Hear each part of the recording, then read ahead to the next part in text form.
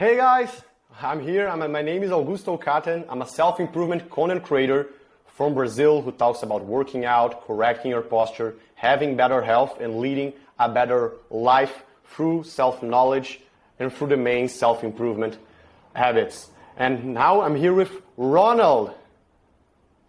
Hey, thank you, Augusto. Thank you so much for having me, man. I'm really excited to be on your podcast and to be able to converse with you and to be able to share with your audience whatever insights and wisdom and tips that I can give specifically about mewing and about jaw-related health and facial aesthetics.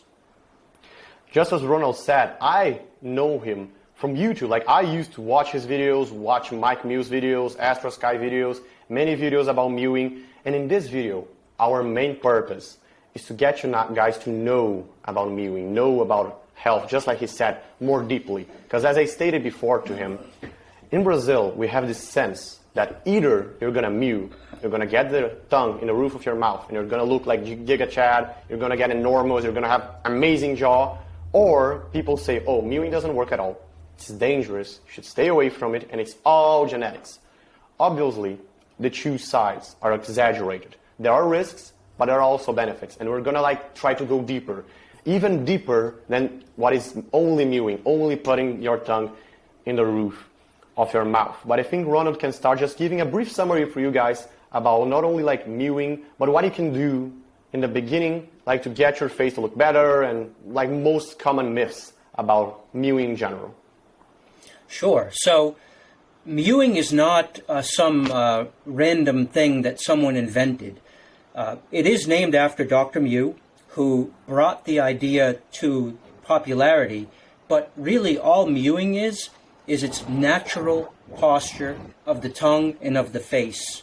So just like when it comes to other parts of the body, there's a natural law that you could say comes from God or comes from the universe or comes from evolutionary history, whatever framework you prefer for understanding natural biological rules and laws.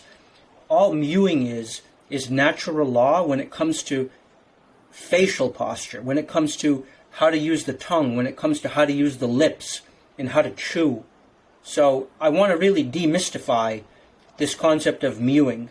It's all it really is natural posture.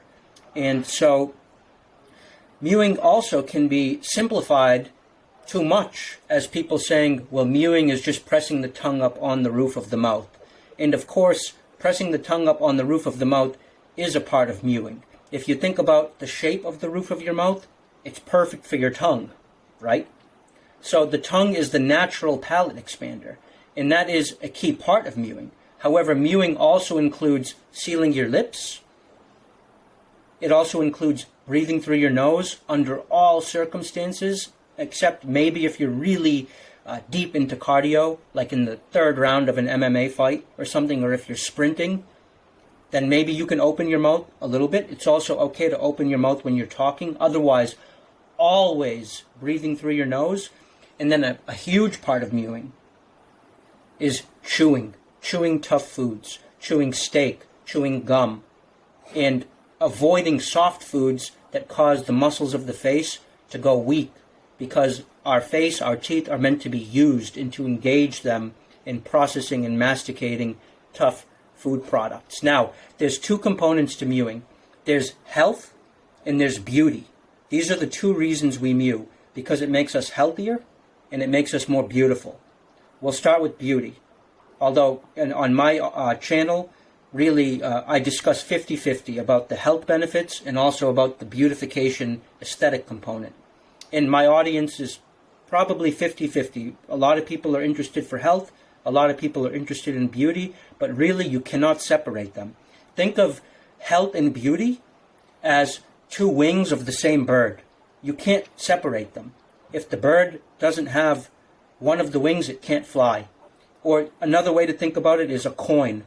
Health is one side of the coin. Beauty is the other side of the coin. It's I agree 100%. Coin. Yeah, I always talk about on my channel, and I like to talk about this traditional view, about the evolution, and about how our species was back then. And when Ronald was saying, guys, about avoiding chewing soft foods, chewing hard foods, there's a big thing about oh, but can you really make the jaw muscles bigger? Can you really make the neck bigger? I've worked my neck my neck got wider, I worked my biceps got wider. Your face muscles obviously can also get bigger through mechanical tension. And a way I like to say about this is like in the past, we used to eat lots of raw food. Our ancestors used to like have to take the muscle out of the bone. They had to chew for very long hours every day before we were able to cook. So we naturally had this necessity to do it, just like with our feet. I use these types of shoes. Why? Well, in the past we had to develop our foot muscles. We had to do lots of things. And modern shoes, they squeeze your toes together. Just like in modern times, we don't have to chew as much. And then our jaw muscles are just so weak. And that causes a lot of problems. So just like he said, mewing is not something someone just said, oh, let's mew and get more beautiful. No, it was we studying ancient tribes that did not have that much teeth problem. They looked pretty, they looked good, and suddenly, as much as like sugary foods started appearing, people started having way more problems. So we're trying to help you guys to do what you were supposed to do originally. It's not a tip to be better. It's like, okay, you have a problem if you're not doing that, because everyone should be breathing through their nose. It was made for this. Everyone should be putting the tongue in the palate. It was made for this. So it's another thing that we lost due to modern times. 100%. And I will add, Augusto, that my health journey started with my feet, and it started with my gut, and it started with other parts of my body. The last thing I arrived at was the neck up, the jaws, in mewing. Because truthfully, this is the part of a person's health transformation that is the hardest. And it's the one that gets the least amount of attention in the public. And so that's why it's so great that someone like you, who's a general health coach, doesn't neglect this, because this part of the body, neck up, is so often neglected. Yeah, exactly. That's something that I see a lot, because when people go to the dentist, when you have gone to the dentist, they only look at your teeth.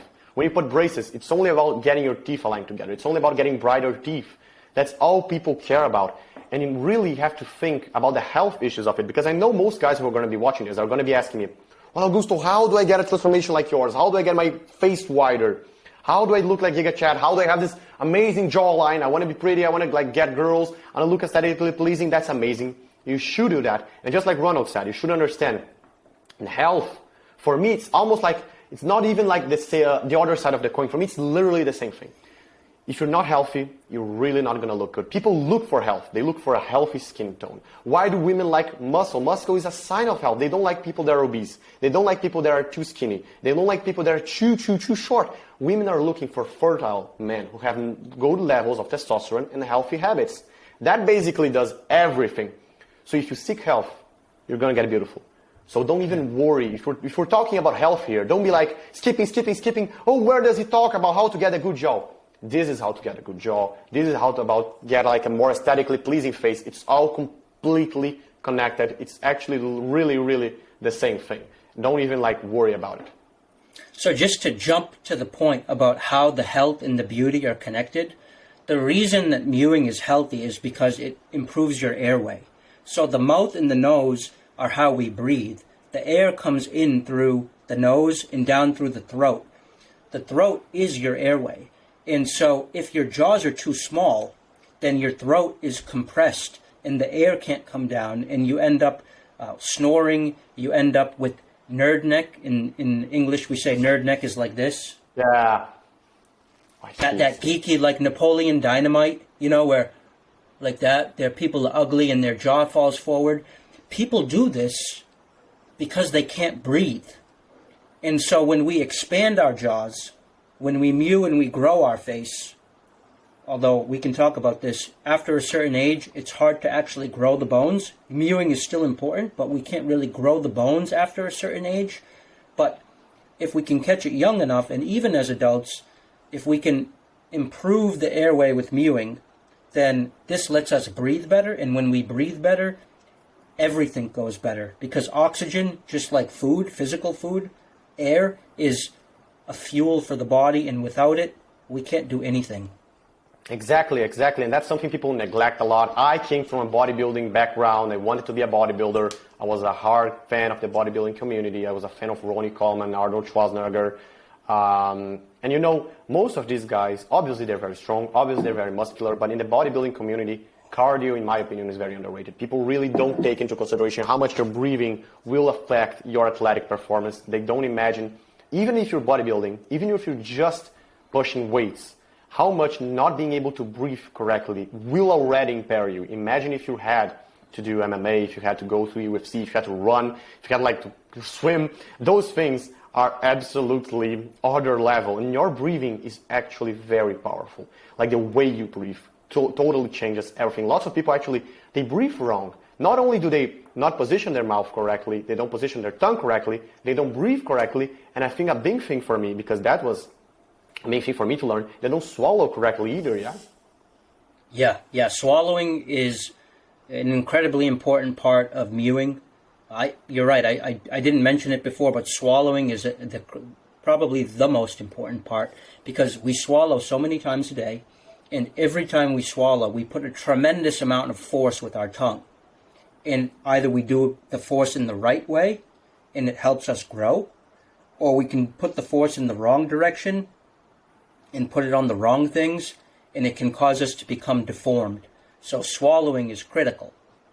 And this brings us back to the beginning, really, which is where mewing begins in a human is with breastfeeding. Okay, yeah. And so many people now have poor facial structure because breastfeeding is not popular anymore.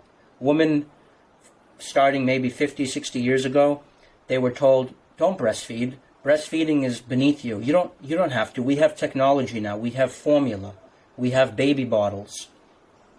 Breastfeeding is a thing of the past. The thing is, though, when a baby drinks from a bottle, he doesn't suck anything. He doesn't pump anything. And the liquid just falls into his mouth, and it sort of rolls down his throat, and he doesn't learn the proper suction and the proper swallow. Whereas a baby that's being breastfed, in order to pull the milk from his mother's nipple, he has to have a very particular motion with his mouth and a very particular swallow, the correct kind of swallow. And so a breastfed baby, of course, because nature has so much elegance and genius. Nature is the smartest force in the world, right? God, nature, universe, evolution, whatever you want to call it. It made us to be able to learn and do this naturally, and it begins with breastfeeding. And if we don't breastfeed, then we get set on the wrong track, and we don't learn the proper swallow, and we don't learn to suction our tongue on the roof of the mouth and mew correctly. And that's why we have the epidemic that we have now of bad facial structure, sleep apnea, and general degradation of facial structure across Western society. Yeah, that's actually a very, very worrying problem. My audience, they don't even that's very important for them to know too when once they have children. But I know that most of you guys watching here, you're still eager for the jaw things and how to get pretty. And I know most of you guys, as Ronald said, you're still young. Most of you guys are young. And if you're young, you can still change your face only with mewing. Obviously, when you're older, you can still do other things. Like most guys, most of my followers are 13, 14, 15, 16, 17.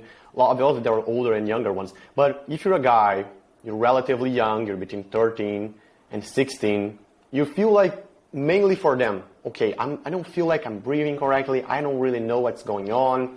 I feel like my jaw is a bit smaller. I'm kind of scared of having ATM or hurting this. They're thinking of buying those Jawhacks balls to chew or something to chew here or like a gum. And they don't really know what can they do to look more aesthetically pleasing. How can you approach and start to research what kind of doctor or dentist or not? And mainly, how do you really start on this? What's the first steps you think someone should take in this? So the first thing that someone should try to do is they should try to mew correctly. And what mewing correctly means is adopting the suction method of mewing, which is to create a suction at the roof of your mouth using your tongue. And the way you do that is you press your tongue up on the roof of your mouth, and then you swallow all the spit over and over again while your lips are sealed. And this creates an intraoral vacuum, similar to the vacuum that's created when a baby suctions the mother's nipple when he's breastfeeding. So really, we're just rediscovering a primal posture in our mouth that we should have learned as a baby. Now, if you can establish the suction mew, and you're under, say, the age of 18, although normally on my channel I say 16, but let's just go with 18 for now. If you're under 18 and you can actually achieve the suction mewing hold, then you should mew for 1 to 2 years and you will achieve a lot of change just by pressing your tongue up on the roof of your mouth as many hours of the day as possible. But Augusto, here's the tricky thing. A lot of guys, when they try to mew, they realize they can't do it. Yeah, and that's a big thing. It's a huge thing. And on my channel, we call this the Mewing Catch-22. In English, Catch-22 means like you need to do it to get what you want, but you can't do it because you don't have it. So it's like you're stuck. Yeah, that's exactly it. You know, I think that this is for like the deep guys. Well, you're a way deeper guy than I am, but the guys that are already researching to me, because I know there's a surprising amount of followers of even mine when saw me talking to you. I was talking about mewing. There are lots of guys who truly, they want so much to be better. They want so much to look better, to be healthier. They sent me, well, because Ron used MSC. They already knew it. Even in Portuguese, Ron used MSC. With mewing, you couldn't achieve this. And even when I said, for some of guys in my Discord server, I'm going to talk to Dr. Brunetto, some of them knew him. I was shocked. They were like, oh yeah, Dr. Brunetto, the only guy who does MSC. I'm actually very surprised that so many of my followers do that. So for these followers, I watched a video of Mike Mew and his father, John Mew, and they were talking exactly about this problem, this catch. Mike was saying that, well, you can just put your tongue on the roof of the mouth and that's fine. And his father was like, well, but you need to get the root of your tongue. You need to get the whole tongue. And lots of people can't. Well, and Mike was like, well, but if they just get the tongue, that's going to be good. And his father was like, no, if you don't get your whole tongue and the root, you're not the suction won't hold. It's not really going to work. And they were like truly talking about it. So I think a lot of guys will resonate. And that's one of the questions I got. One of the most common questions. Help, I can't mew. I think I'm doing it wrong. Or as it happened to me, I cannot breathe. Literally, I cannot breathe while I mew. So yeah, that's actually very common. That's a big part where you come in, yeah? That's pretty much what my channel specializes in, is when a person realizes that they're too small to even mew, then they're stuck. And so that's when you need to bring in what I call artificial expansion. You need to get the help of a doctor to make your mouth wider. If you can mew, then you can make your mouth wider by yourself. But for the people who they can't mew, how can they make the mouth wider if they can't even put the stimulus that is required? They can't. That's when you need to get intervention to give you a head start, to give you a boost. Exactly. You know, I saw a guy, that's just popped in my head, almost as if we were in a real podcast, but you know, I saw a guy, his name is Astro Sky. Do you know Astro Sky? Yeah, I know him, yeah. Yeah. Enormous jaw and everything. The first guy actually got me into me was him, because I just looked at him and I was like, oh my God, this guy looks like a model. It's really crazy, like Marvel actor. And he talks about thumb pulling, yeah? What do you think about that? So I've never done it, but a lot of people are doing it. I think you can try to do it, and if you're young enough, then I know you can manipulate the bones because the bones are still soft. But truthfully, Augusto, I've never tried it. And I would say after age, let's say 18 to 21, it's going to be very difficult to move your bones because the older you get, the more the bones become like a rock. So when you're younger, the bones are more like clay, and you can manipulate them and mold them. But the older you get, the more the clay becomes like ceramic. And to change it, you have to actually break the bone using an appliance like what you said, MSE. MSE breaks the bone for you. But maybe for someone who's young enough, they can try it with their tongue, with mewing, to help expand. Yeah, and just because now we're talking about these appliances, let's just talk generally. What really are these appliances? Is MSC the gold standard for it? Other options? Like most people, they don't really know. For most people, if you have to put something in your mouth, it's braces, and it's to align your teeth. What are you really talking about when you say break the bone or expand your mouth with something? Sure.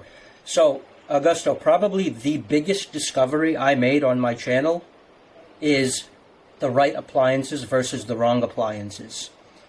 Now, the right appliances are what we call bone-borne, which means they screw into the bone and they break the bone.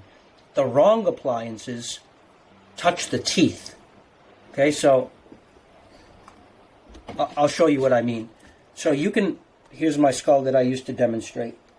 Okay, we're trying to make this bone bigger. This bone is called the maxilla. Okay, most appliances that doctors offer you, they connect to the teeth and they push on the teeth. They look like this. You see this appliance? This was my first expander. It goes in your mouth and it pushes on the teeth to try to make your maxilla wider. That's the wrong kind of appliance. Those types of appliances, when they push on the teeth, they cause terrible, terrible destruction to the teeth, and you can never recover from it. Because when you hurt the teeth by pressing on them with orthodontic forces, it's like a tree.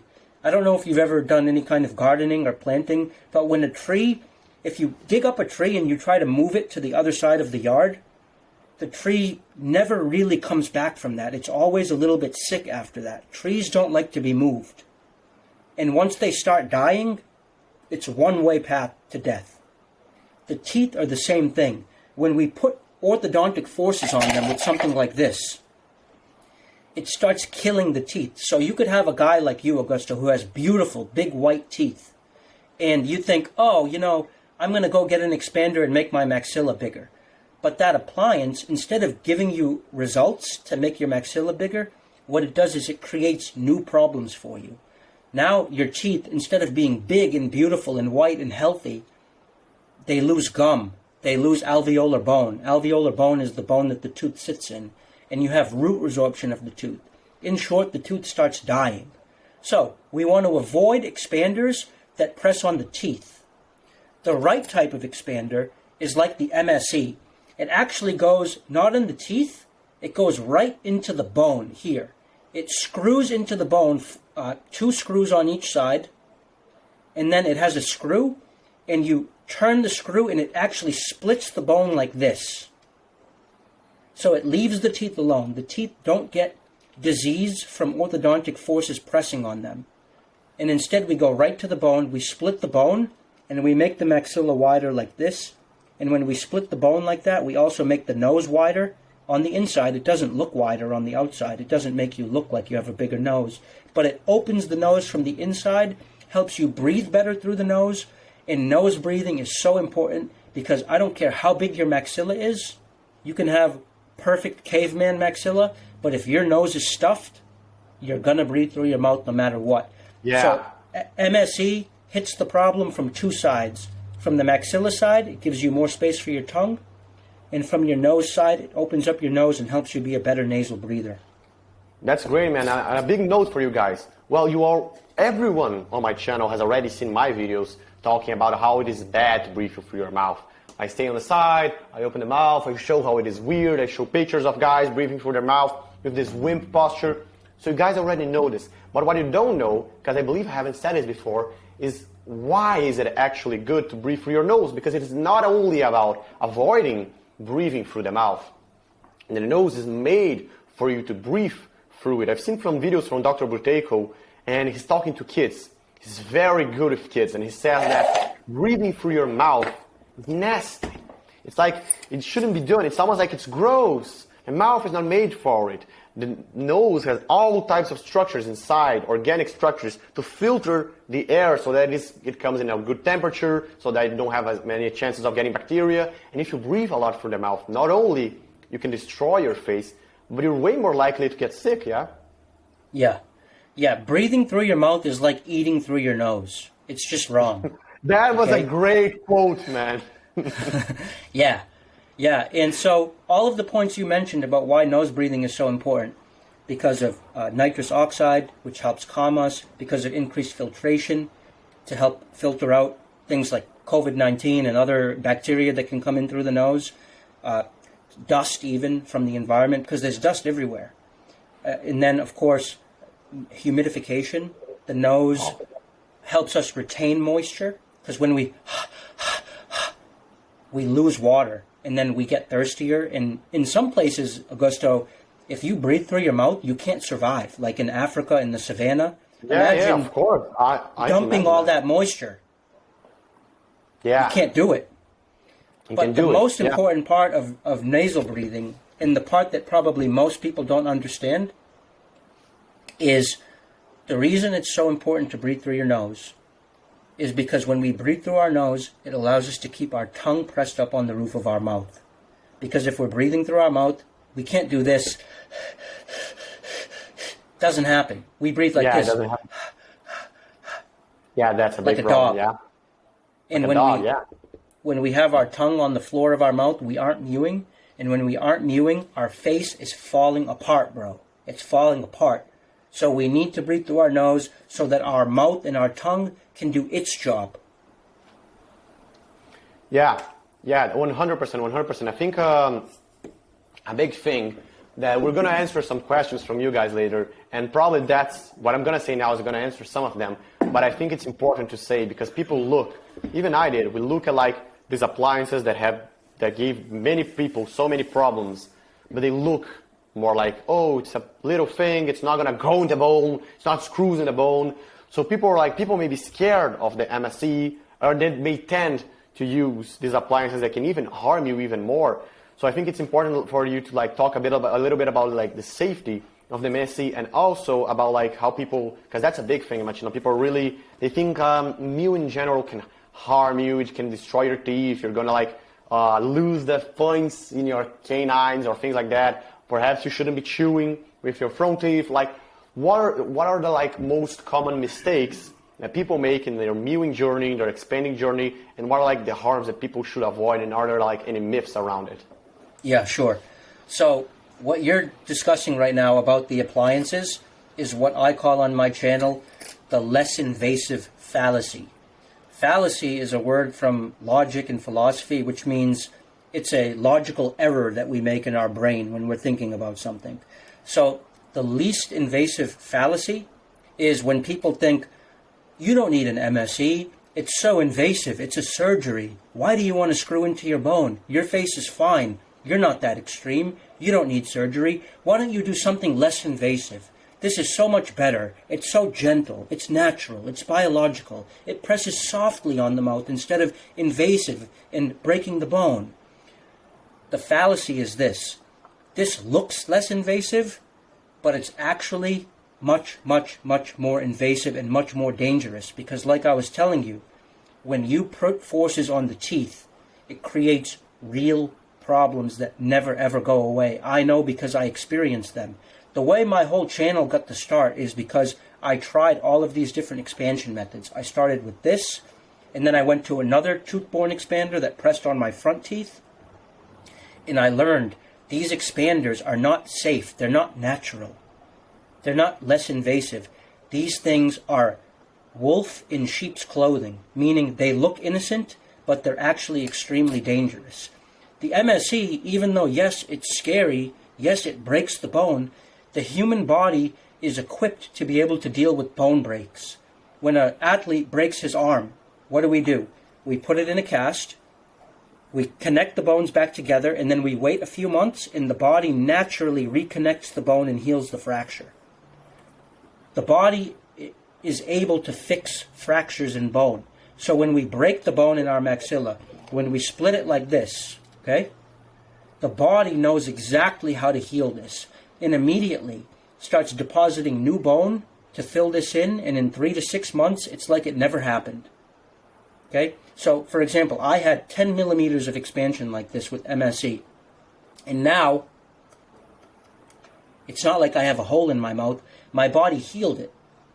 So the body can heal from MSE, but the body cannot heal from this.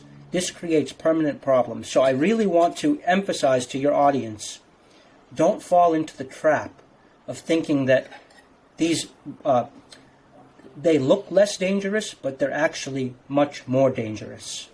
Okay, that's the first thing. And then, did you want me to speak also about the dangers of mewing or anything like that?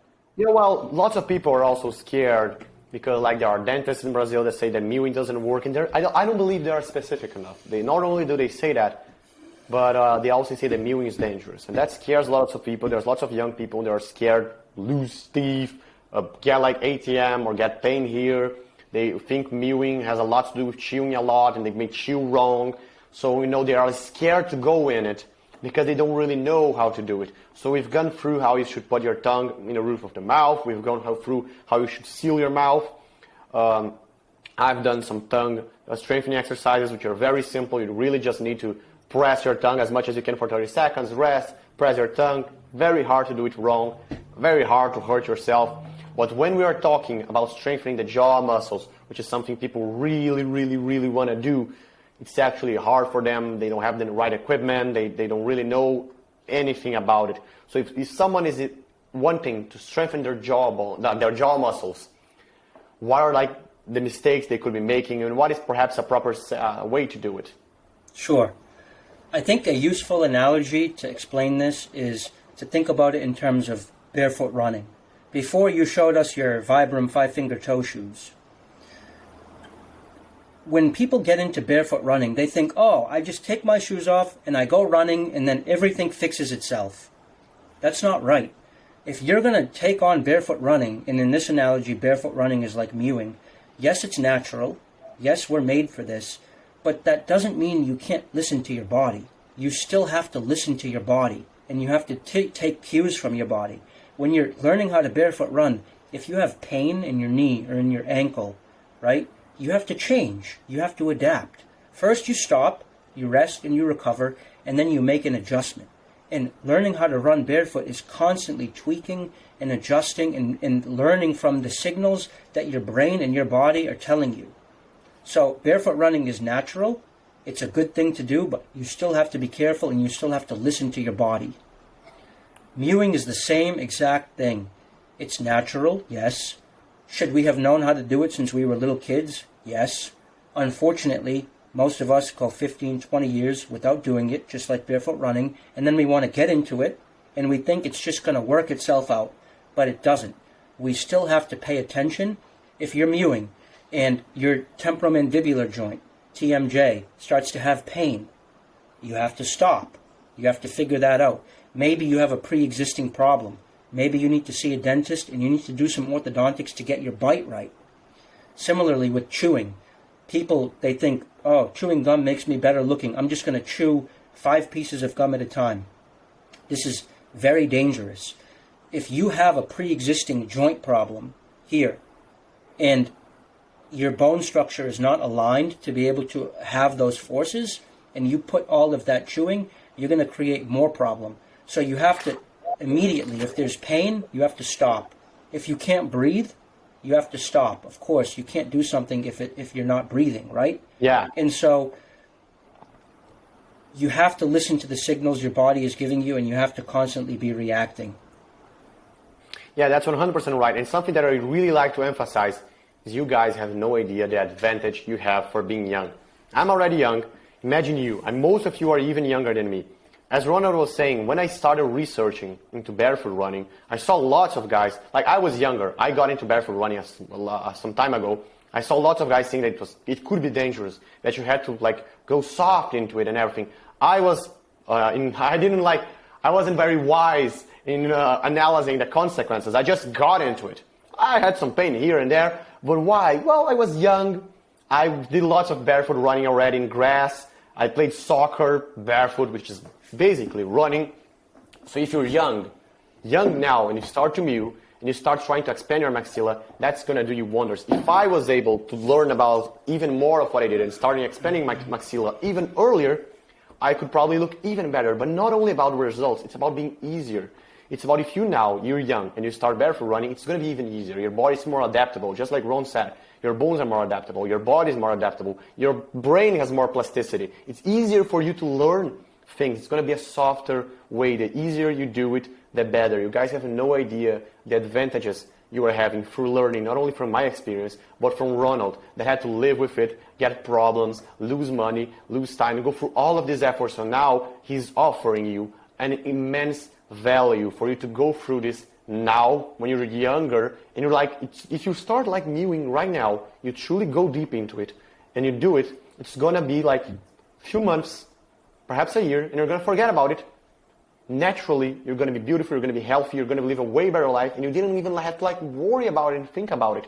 So I really like This is a very important thing to me. I really like this idea of contributing to society and to humanity by sparing people of effort and sparing people of losing their time. When you go to do math and you have a triangle, like, you don't have to do all of the calculus necessary to figure out the area and everything. You can just use Pythagoras' theorem. Why? Because Pythagoras went through all of the work to spare you of the effort. He already figured it out. And that's amazing. I believe that's a big part of humanity, because we build on each other's effort and on each other's life. So now what Ronald especially is offering to you guys is exactly that. Instead of you having to go through all the process and potentially hurting yourself, you can get it. So that's a big thing. You have to take this chance, guys. Yeah. So I will add, Augusto, I didn't start mewing until I was 24 years old. So I'm maybe much different than your audience, who's younger than I was when I started. If I was 14, 16, even 18, 20, man, I would make it my life's mission to really figure this out and to start the process, because it's a marathon, not a sprint. And at that age, you really have the potential to change everything in your face and in your body. When I started, I was 24, and I tried mewing like hard. They call it hard mewing, like really pressing my tongue up on the roof of my mouth hours and hours a day. And it did strengthen my muscles, which is good. And it did strengthen my tongue, so I did become a better nasal breather and pressed my tongue up on the roof of my mouth. But it did not change the width of my bone, right? So I was too late to change the bone. So my story is a little bit different than maybe most of your audience. If they're younger, then I really encourage them to listen to your words and to start the process now of figuring out what God intended for them to really be doing with their face, with their facial muscles, their tongue, their lips, their nose, their swallow, and all of that. Start the process now and set the ball of change in motion, because change happens slow. So, for example, one piece of advice that I would give, right? It's a simple thing that people can do. If you're already working out every day, let's say you're doing 15 minutes of cardio a day, running 1 mile a day or something, right? And doing 30 minutes of weight training a day. Set the intention. Do it with your mouth closed. Just try to lift weights and try to run, only breathing through your nose. That one change in that 1 hour a day of keeping your lips closed and pressing your tongue up on the roof of your mouth while doing an intense activity, that by itself is enough to start changing your body. That's great, that's great. I did a lot of that. And what I just thought now was about reviewing some possible exercises, because those things are just out there on the internet that people want to do. Let's talk a little bit like the main one, which people want to do, because the ones that I'm going to suggest here are more deep ones for people who went even more into research. But most people, they really just want to focus on the jaw. So if someone would like to get their jaw stronger, and they're like, okay, I can't buy chisel, which is like gold standard, like only sells in Europe and everything. People here, they don't have access to that. They could buy perhaps a ball that you put here. They could just get like a towel and press on it. They could just do something like that. They need to get creative, and they want to strengthen their jaw. They don't want to just keep their tongue on the roof of their mouth, because they feel like they really want to get this wider jaw. I can see right now that you have a bit of a wider jaw. You know, my jaw is not at such a steep angle as yours. You have your jaw, you have your chin, and then your jaw really goes. And most guys, they're really looking for that. They're looking for this deep vacuum that goes here in their cheekbones, because that is what truly they believe will make them attractive. And I believe it makes an enormous difference. So how can one go by to achieve that? The key, Augusto, is to find ways of mewing that you can habituate into your everyday life. So I'll be honest with you, I don't spend any time each day focusing on pressing the tongue up on the roof of my mouth. Instead, I incorporate my mewing into other things that I'm already doing. So, for example, number one, I eat a lot of steak. I'm on like a mostly carnivore diet, so maybe like 65% carnivore. I still eat lots of plants, but I usually start my meal each time with a piece of meat. Meat is perfect for mewing. Number one, because it's tough. You have to really chew. Okay, it really gives you a workout in your teeth and in your cheeks and in your muscles. But number two, it's not hard. It's not like a hard candy or something that's going to break your teeth. Because another very common mistake people make with mewing is they go to something that's really hard and they break their teeth. Yeah. Because a lot of people who come into mewing, they have a lot of cavities because they were mouth breathers, and mouth breathers have a lot of cavities because mouth breathers have a dry mouth, and a dry mouth gets a lot of cavities. And if you have a lot of fillings in your mouth, then chewing hard things will break your teeth. Meat is tough, but it's soft. It's not going to break your teeth. It's only going to strengthen your muscles. And if you do that twice a day, once with each meal, that's an automatic way of mewing that you don't have to think about. You just do it while you're eating, and you get really good nutrition because, in my opinion, and this is more controversial, steak is very healthy. Yeah, I agree 100%. Yeah, I agree. I'm also actually like trying to get on. I was always like bulking. I was extremely skinny when I started, so I really never needed to cut any weight. I was always trying to get as many calories. So I was very big guy on peanut butter, oats, and all of that. But I have been trying to get more into eating more steak and fruits. Those are the foods that are the best for me, like steak, honey, milk, and fruits in general. Those are the foods that I'd love to eat every day. And well, do you believe that eating steak is enough? Because I know lots of guys, when I asked you this question, just like me, they were expecting something very different. And then you said like, oh yeah, well, I try to keep the rump in my mouth and I eat steak. They were probably like, wait, what? Didn't he say nothing about chisel, about jaws size? What about putting like a rubber thing in my mouth? They really think in a more bodybuilding sense. They think like, well, how can I get mechanical tension and create hypertrophy in my jaw muscles, in my masseter? Do you think that's not needed, perhaps? That is just I don't do that. An exaggeration. You don't it's do not that. natural. It's not natural. Think about That's it. interesting.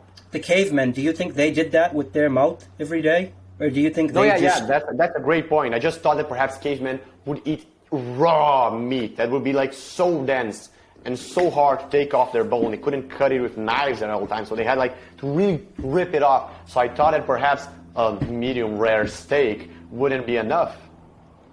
So you can do that with your food, and that's a really good point, Augusto. So one pro tip, deep level tip, I think you call it. The deep tip is when you're eating a steak, a lot of times what people will do is they'll cut it up into pieces and they'll put the pieces right onto their back teeth, right? And they chew with their back teeth. If you really want to get the most out of your chewing, take the piece of steak, and I know it sounds gross, but with your hands, and bite into it with your front teeth and then rip.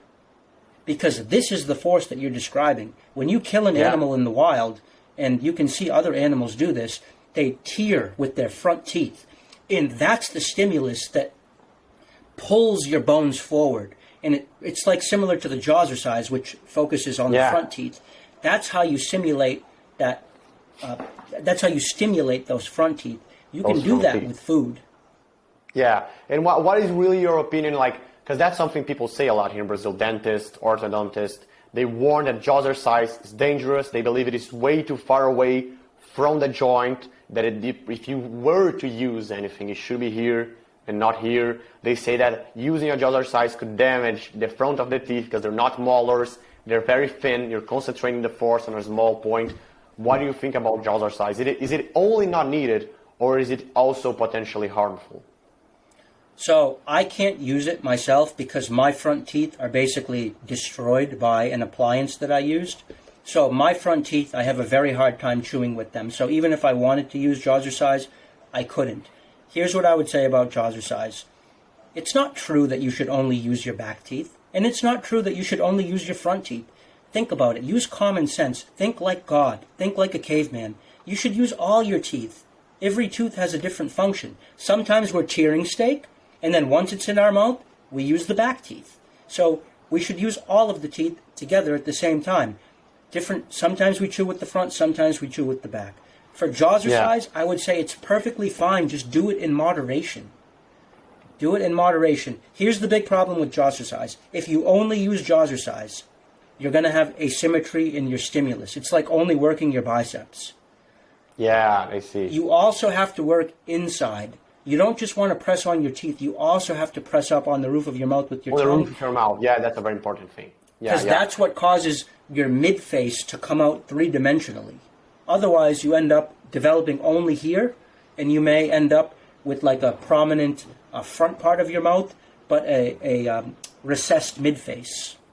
Yeah, that's great. I think it's the perfect time now for me to talk to you about my workout, because When I was even younger, now I don't really do it to be honest, but I used to do a bit of a workout, which was like a mewing-based workout, which was made for me to like try to, I don't know, compensate for the fact I wasn't able to do an MSc or something else. I felt like I couldn't breathe, and I just researched some things. One of the things I did was an exercise that was recommended by Mike Mew, which was the Mackenzie chin tuck.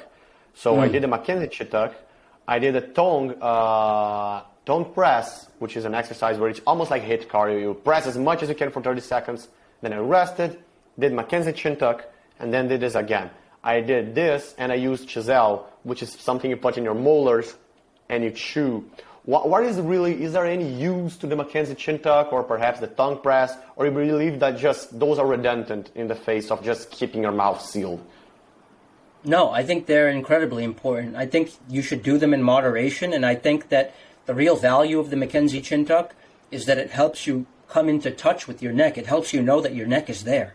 Because, bro, how many people who train, they don't even ever train their neck. They don't even realize the neck needs to be trained.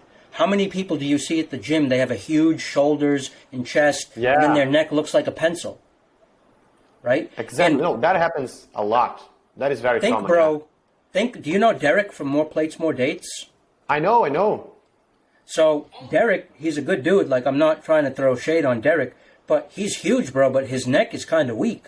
Well, Jeff Nippert is a great example of that. I don't know, I probably have done videos, but Jeff Nippert, which is a big inspiration for me in terms of high quality gym videos, very well edited, very well presented.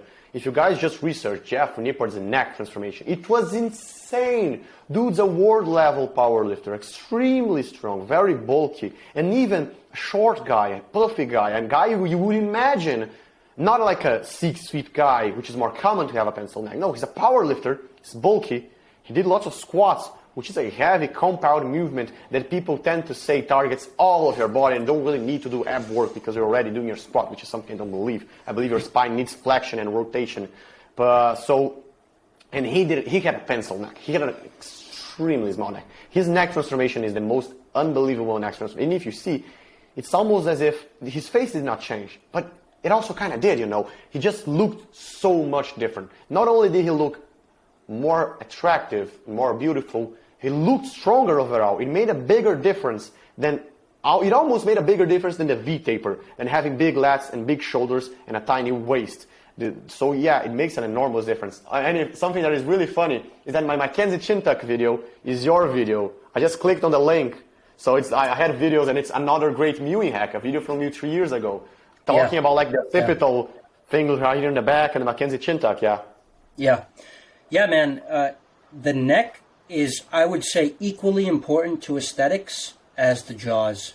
I mean, it's part of the same thing. I don't care if you're wearing a winter jacket, people are going to see your neck.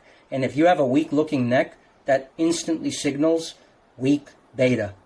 So strengthening the neck is not only important to health, as you know, as a mixed martial artist, it's critical, but it's also important to aesthetics. And I'll say one more thing, Augusto. A lot of people who come to mewing content, like my channel, they have problems. They have small jaws. That's why they do the Google searching. They find my channel because they have small jaws. People with small jaws are guaranteed to have weak neck, and I'll explain to you why. When you have small jaws, you have a small airway because your throat is your airway, and a small jaw closes your throat. You can't breathe.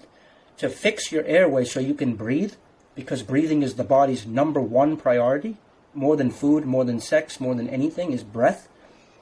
To open your airway, if you have a small jaws, you go like this, nerd neck. Because when you do this, Augusto, it opens your airway. You can breathe so much more than like this. This, because your tongue blocks your throat. So people with small jaws, they live life like this. And when you live life like this, all of your neck muscles atrophy. You don't even engage them, bro. You don't even engage them. And so you need to go above and beyond to bring them back online, just so your brain knows that those muscles are there in the first place. Yeah, developing a mind-muscle connection is a big thing, and I talk to guys about that because you really need that. It's very hard for lots of people to bring out the mind-muscle connection, and lots of them, they underestimate the importance of mind muscle connection, but like I can press my pecs in my shirt, and I can press my shoulders, I can press my biceps, but there are some muscles I can't really press that much. And those muscles are my most underdeveloped muscles, obviously. So if you really see the difference between a bodybuilder and a person who doesn't work out, a person who doesn't work out, you ask for them, flex your pecs. They're just going to look, and they can't. They don't have this connection. And then you say, oh, a bodybuilder can press their pecs because they're bigger. It's not really like that. It's really not. You just develop this mind-muscle connection. And it's actually very important for you to do the exercises correctly. And I believe mewing is a lot about knowing your tongue too. Because if your tongue is also always relaxed, you don't even know how to use it. It's hard for you to swallow. It's hard for you to mew. So as soon as you start to mew correctly, and you mew a bit harder, and like get this mind-muscle connection going, it's going to be easier for you to have this proprioception and coordination with your tongue, which is important. Yeah, no, you're absolutely right. If you can't feel a muscle, you're not training that muscle. And I'll just take this opportunity to say, a lot of times people have a tongue tie, Augusto, and that's why they don't mew in the first place, is because this, they call it the lingual frenum. It's too small, and so their tongue has a very limited range of motion. It might only be like this. Wow, and so that's well. Every time I consult with someone, and I offer one-on-one coaching through my channel, the first thing I look for is tongue tie. Because if they have a tongue tie, I don't care how big their maxilla is, they're not going to be able to connect with their tongue and use their tongue to mew properly. So Brazil is actually one of the only countries in the world where every baby that's born, they check them for tongue tie. And so maybe your audience is less likely to have it, but it's very common when I speak to an American that they have a tongue tie. Yeah, that's really interesting. So if you guys want to mew, if you want to look better, if you want to look healthier, the first thing you should really do is just research about mewing and try to mew. Try to create this inner oral vacuum. Try to get your tongue in the top of your mouth. And if you're young, just do that. And if you feel like you can't do that, if you can't create the inner oral vacuum, which we're talking about is swallowing with your lips sealed, your tongue is naturally going to stick to the roof of your mouth. That's what I'm talking about. I'm talking about inner oral vacuum. If you can't do the inner oral vacuum, or you just feel like you can't breathe while you're mewing, or your tongue is just not going up there, it could be what he just said, what Ronald just said, then you have something limiting you. And then, as soon as you can, you have to truly seek help. So let's just take a look at these possibilities. If someone can't create the seal, or they really can't breathe while they're mewing, or their tongue is stopping them, is there any other possibility for them to not be able to mew other than this? So assuming they're doing it right and they're not just screwing it up, just like you can screw up any exercise, right? Assuming they're doing it right, they're trying their best. If you don't have the hardware, bro, you just can't do it. Think of it like trying to run, but your shoes are 3 sizes too small. So I wear a size 42 shoe. In English, it's like 9. Okay? Yeah. It's already hard to run, bro, if I have the perfect shoes. Imagine if I was trying to run in a 35. Yeah. Jaw could just be, your palate could just be way too small. Yeah, so that's another problem. Yeah, but I was thinking like, okay, so one of the things would be your palate could just be way too small. You don't have enough space, yeah? Other thing could be this in your tongue could be way too short. So is there anything else beneath those two? Or like those are the two problems? Like one, you could go to an MSc or an expander, you could look into that. And the other, I believe it's even simpler. The doctor can just cut it up and you can just do it and then you can mew. Is there anything else, any other types of problem you have dealt with, like other than these? No, I understand. Oh, yeah, really? Yeah, great question.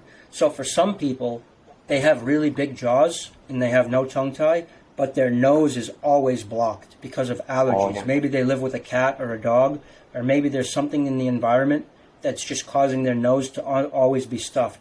So for example, I spoke with a guy about a month ago who lives in Puerto Rico. He used to live in an American state called Idaho. Idaho is very cold, and in the winter you need to use the heat a lot, right? And when you have cold outside and you use the heat inside, it dries up the air in the house. And so he always had a blocked nose, and he actually moved from Idaho to Puerto Rico so he could have better air. And Wow, he moved specifically because of the air. Wow. He's a computer programmer. He works off his computer. It's easy. Okay, he can work anywhere in the world. Yeah, that's really interesting because in Brazil that's a big problem. Rhinitis, sinusitis. My most viewed video in TikTok, which has 11 million views, it's a video about stuffy nose actually. And another view is also, one of them I teach the Buteyko method and another of them a pressing method. But as you said, sometimes they're just, they're not only inflamed because of allergies. Sometimes people have mucus filling up their nose. So that is a big problem too, yeah. And believe it or not, some people, like Joe Rogan, for example, they have a scar tissue from doing MMA as a kid or playing sport, and they got hit in the face. And the nose is so tight, bro. It's so tight. The crevices in the turbinates and the sinuses and the septum, it's all so tight. And if you have an injury in the scar tissue, it can completely block the nose. And sometimes you can't open it up unless you do a surgery to open it up. Even if you have a big skull like Joe Rogan, you can't breathe through your nose. And that can screw up your mewing too. That's why man, some people say nasal breathing is the number one. If you can nasal breathe, bro, you're on your way to being a good mewer. You're on your way. Yeah, that's a big thing because there is a large amount of my audience which I believe is not able to nasal breathe or they're on the verge of not being able to. What I'm talking about is, I know you guys are going to know it, so I'm going to say it in Portuguese because that's going to be extremely funny if you're still in the video. Rinossoro, Afrim, those are just the names of some of things. They're not meant to be used every day. Every doctor says that, but they give to people, they look like this. People gather Rinossoro and then Afrim, and people in my comments, the video had like 10,000 comments, and most of the comments were like, oh, I just use Rinossoro. Oh, I live off Rinossoro. If I didn't have Rinossoro, I would not be able to sleep. And I resonate with that because I had that. Most of my friends who are right here now, every day, every other day, they have to use something like this. Or people have allergies. We live in a very, very hot country and people abuse air conditioners extremely. So, yeah, the change in temperature is very strong. And people just, their nose gets stuffed. And it's good at least that they're able to breathe through their nose. But what they do is just they pack this, they pack this, they pack this. But you know, one day you might not have this. Or your nose may start bleeding, because I know if you're a long-time user of this stuff, your nose has started bleeding because it gets so dry that it literally bleeds a lot and you wake up and there's blood and now you know you used way too much of Afrim or Rinossoro.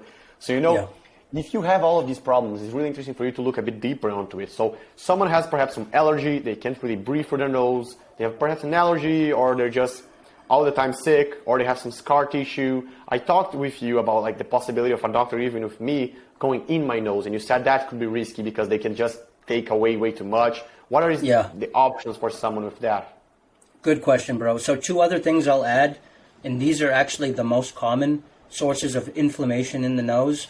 Even if you have a big jaw, you can still have a blocked nose if you have these 2 things. Number 1, pets in the house. Okay, and I know this upsets a lot of people. People love their dogs and cats, especially in the United States. But it's not natural to live inside of a tight building with an animal like that. It's not natural. So if you have a cat and it sleeps with you in the bed, that is going to stuff you up like crazy, man. So pets, and then another thing is the wrong diet. You really have to figure out what the foods you can eat that are going to allow your body to not be inflamed and to be chill. Because, for example, I spoke with a vegan a couple of months ago. He was on a vegan diet for 7 years. Vegan diet. Vegan diet. And I don't want to argue about is vegan good, is vegan bad, is meat good, bad. Forget about that. If you're on an extreme diet and you have good jaws, but you can't breathe, then you need to look at your diet because foods can inflame our body and they can cause us to go into a state of inflammation where the tissues, they literally get bigger. The tissues get bigger. And like I said, the nose is so tight that even if they get bigger a little bit, it can block them up. So pets and diet, those are 2 things to keep in mind. Now I want to address what you asked earlier about, so let's say I have a stuffy nose all the time. Maybe I should just do a nasal surgery instead of doing an MSE. People think that. They think, oh, I'll go in, it's a 1-hour procedure, They'll clear out my nose, they'll cut out the turbinates, they'll fix my deviated septum, they'll remove swollen sinus tissue. It's easy, and then I can breathe through my nose. This is the wrong approach. This is the wrong approach. The nose, bro, is a sacred part of the body. It's not natural to go into the nose and cut it with knives. The mouth is meant for abuse. The mouth is meant for chewing. It's meant for eating. It's meant for... Think about all the stuff you put in your mouth. Dead animal, blood, bacteria on vegetables, fluids from other people's bodies, right? The things you put in your mouth, bro. You can do many things. That's it. Yeah, of course. You're getting way... Things are coming in your mouth, big things, yes, all the time. And in your nose, the only thing that is really meant to get in your nose is air, yeah? Yeah. I want you to think of your nose as... And it's a crude, but think of it like, and men can't really relate, but imagine it's like a vagina. Like, would you ever put a knife in a vagina? That's insane. You instinctually know the vagina is a sensitive skin and sensitive tissues, and it's a delicate place, right? The same with your nose. You don't want to be cutting into your nose and removing things, because what a lot of people find is after they do a nasal surgery, number one, they feel worse, because the most common thing that they do with the nasal surgery is a turbinate reduction. What that means, the turbinates are like, think of it like a bone, and then coming off of the bone is a lot of skin and tissue. And so sometimes the skin on the turbinate gets too big, and it blocks your nose. And what they do is they go in and they cut the turbinate, the skin on the turbinate, to open up your nose. The problem is, bro, the turbinate is super sensitive, and the purpose of the turbinate, in addition to helping to filter and clean and moisturize the air, it's also to tell your brain that you're breathing. So if you cauterize the turbinate, because normally what they do is they put in a laser and they heat it up until it shrinks. If you do that to your turbinate loses the ability to feel air. And then what happens is you get a condition known as empty nose syndrome, ENS. Wow. This is a condition where you're actually breathing more. You're getting more air because your turbinate's smaller and the air flows better, but your brain doesn't even know that you're breathing because the turbinate lost its ability to feel. So you feel the lack of air constantly. So you're breathing, but you don't feel like you're breathing. Bro, it's torture. And ENS drives people to suicide. It drives people crazy. So this is what I mean when I say the nose is sacred tissue and we don't want to go in and start cutting things. The tissues in the nose are super sensitive. The better way to expand the nose is by doing this. Watch what happens when you split the maxilla. You go like that, and then look what happens to the nose. Look. Yeah. You believe it opens the nose. That can help really a lot of people who naturally have smaller noses. Yeah, but that doesn't really fix the allergies part. But you think just having a bigger nose makes you more able to deal with allergies too, yeah? Yes, because think about what allergies are doing. Let's say your nose is too small by 30%, right? And the allergies are causing 30% swelling. That means if you have allergies, your nose is blocked. You're done. But let's say the MSE can open you up 50%. Now the allergies are causing you 30%, but there's still 20% left of space for you to breathe. So you can still have the allergies, but because the MSE made your nose bigger, you can actually breathe even though the tissues inside are the same size as they were before. Even if they're inflamed, you just make the bone bigger and you can start breathing again without cutting anything, without getting empty nose syndrome, without a knife in your nose or a laser in your nose. It's just a much better approach. And you get a bigger mouth so you can mew better at the same time.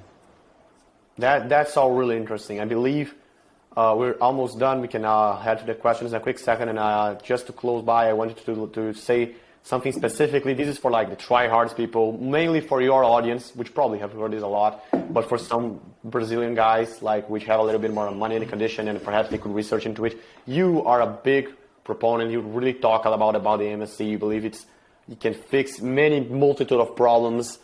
So your experience with the MSC has been probably really, really positive, yeah? And what are really the risks? Have you seen? Is there like an enemy of yours, another guy, content creator, which says that MSC is bad or you shouldn't be used? What are like the problems, the potential things, or like myths about the MSC or something? You already told about the fallacy of it, that it is too invasive. Yeah, so that's going to be the number one criticism of MSC. It's going to come from the people who say, don't do MSC, do a tooth-borne expander because it's less invasive.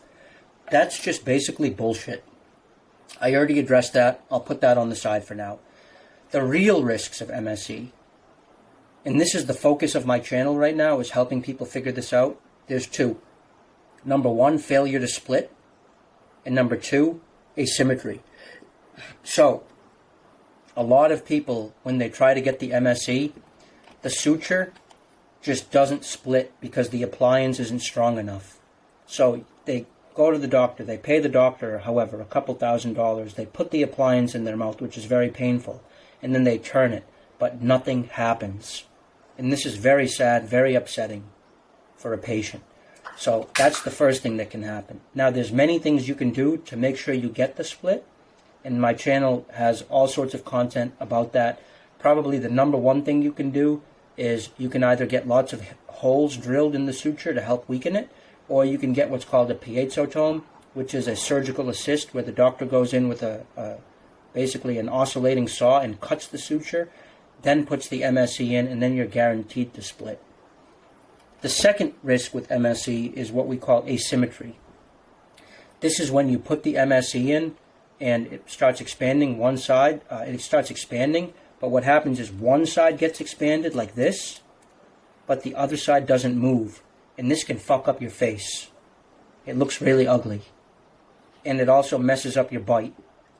Because one side of your mouth is biting good, and then the other side of the mouth, it has no bite. And when you lose your bite, it's very, very bad for your health and for your sanity. So, if you can get a split that opens and that's even, there's basically no risk at all.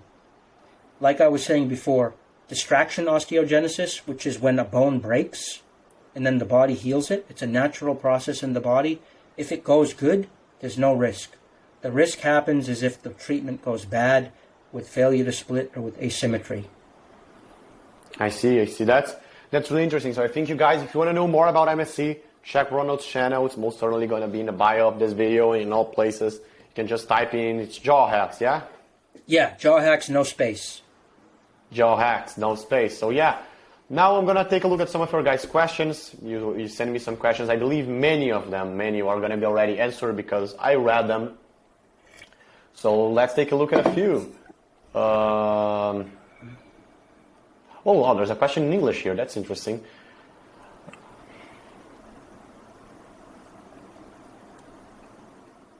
Oh, that's a very curious question. That's what I'm talking about. There are lots of guys who go deep into researching those things. Let's say a person has high, wide cheeks already, indigenous people from South America. Even so, can this person get an MSC without becoming way too much of a balloon face? Upper maxilla is way too recessed, and mandible as well. What is the solution for a good growth without a double jaw surgery? Thank you, mano. Tamo junto. Yeah, so this is a really interesting question. I never thought about that. So it has to go patient by patient. So if their cheekbones, let's say their cheekbones are very prominent, like maybe you're thinking of like a Mexican or Guatemalan or something like that, where they seem to have sharper cheekbones, the first thing I would do is check their maxilla. Is it really too small? Because many times it's very rare to see someone who has real, truly prominent cheekbones, but their maxilla is not also prominent. Okay? In cases where that's the case, though, and it does happen sometimes, where someone already has wide cheekbone, but their maxilla is narrow, what you do is the following. I call these fence cases on my channel. Fence case, like meaning they're on the fence, meaning they could either do treatment or they can not do treatment. It goes either way, 50-50. So for fence cases, like maybe what they're describing, I would say you can always do a moderate MSC expansion. Like let's say instead of doing 10 millimeters, you can do 6 millimeters. That's really only 3 millimeters on each side. That's Yeah, not a lot. that's what I'm considering. That's what Dr. Brunetto told about me. He was like, "Oh yeah, for you, I believe 5, 6, 7 millimeters. That's gonna be enough." 100%. Because remember, whatever expansion you get is divided by 2, half on I each see. side. And Half of it. 6 millimeters is not a lot, but for the nose, it's a lot. It helps you breathe through your nose, and on the roof of your mouth, it's a lot. But when it comes to Yeah. facial aesthetics, it's subtle. It's not zero. Subtle. You'll see it, but it's subtle. Yeah, yeah, that's interesting. Okay, so he can most certainly do that. And also another thing I really believe for him to know is I've never even seen someone with a way too wide. Just like you said, it's subtle.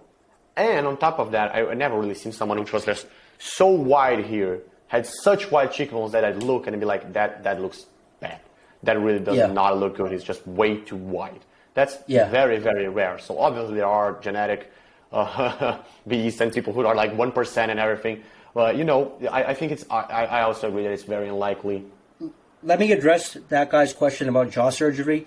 Let me just say, Augusto, MSE really does not do anything for this direction here. Oh, yeah. It doesn't advance you much. It advances you a little bit, but for the people who need to come forward a lot, there's really no other way to do that other than with surgery.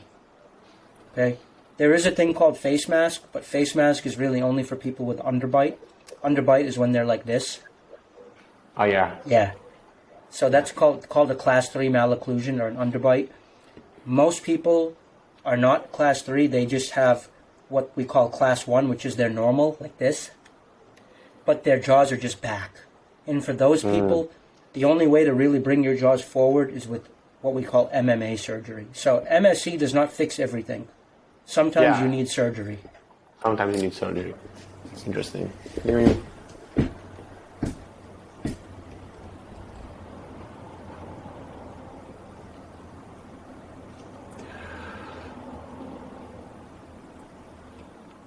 So that's a question which is really common here. Lots of people they research about mewing. They are using braces, those that are like small metal things in each teeth and then a bar going around.